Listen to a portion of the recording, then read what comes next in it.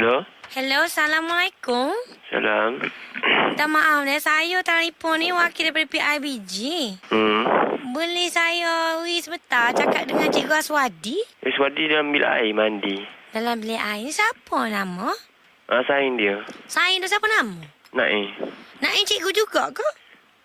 Cikgu pelatih lah. Cikgu pelatih. Cikgu, saya nak tanya ni cikgu. Minta maaf Cikgu juga saya sama sekolah dengan dia dekat sekolah Kebahasa Air tu.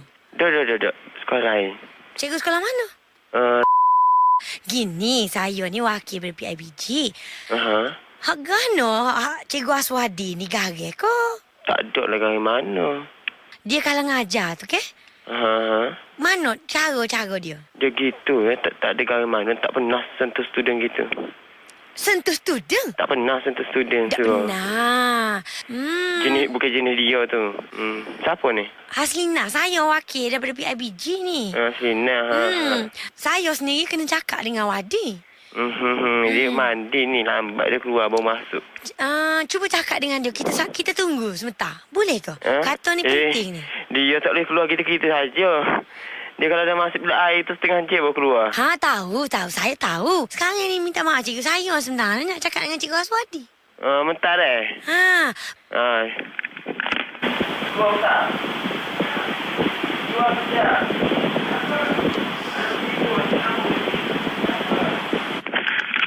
Hello.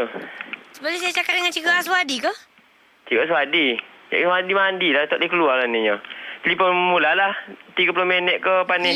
Lah, bapa abang yang angkat telefon ni. Saya nak cakap dengan dia. Bukan nak cakap dengan cikgu. Kak, oi. Orang dalam bilik air tengah nak buang yang besar. Kau biar kecil kita mana nak tahu. Dia kata tanya telefon mula setengah jam lagi Sekarang ni bahaya ke kalau anak murid saya ni dah patah tangan semua. Gimana? Mana? Siapa nak jawab ni? Siapa nak ni? Tak apalah telefon mula lah. Dia tak boleh begitu. Dia kena habis dulu mandi belakang-belakang baru keluar. Halo, sekarang ni kenapa cikgu macam nak marah saya pula? Tak, saya tak marah. Saya bagi tahu je. Tadi suara lembut, sekarang ni suara nak macam halilintar dah. Halilintar mana pula? Tu tak, Kak Oi.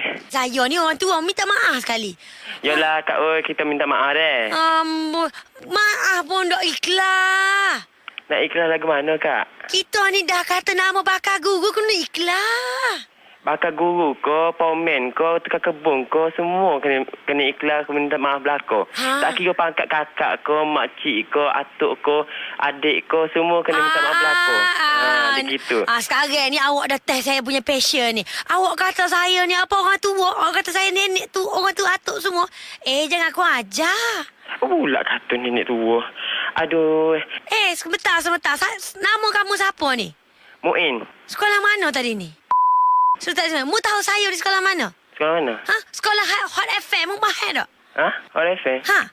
Saya ni sebenarnya guru besar dengan Faizal Ismail dengan Eji semua. Mu tahu tak? Oh ya ke? Sebab tu saya bawa bodoh-bodoh gini.